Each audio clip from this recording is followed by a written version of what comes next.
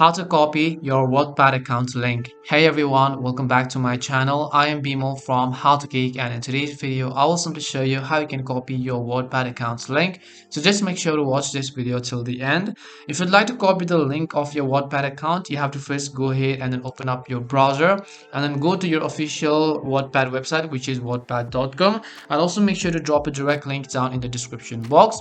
Once you go to wattpad.com, make sure you're signed into your account, and if you want to copy the link of your account, first of all, click on the profile name and the profile icon from the top right hand side of the screen, and then you want to go to the option called my profile. Once you go to the option called my profile, here you will see this kind of interface, and right over here, if you want to share your profile, right over here you can see you can share to Facebook, Twitter, Pinterest, Tumblr, or your mail. But if you'd like to just copy the link, at the very top you can see the address bar. This address bar URL is basically your link, so just right click on it and then copy it, and you can send this to any of the other people, such as your friends on Facebook, your Twitter friends, your Twitter following, and so on. And when they click on the specific link right over here, they'll be taken to my profile page, which means to your Wattpad accounts page.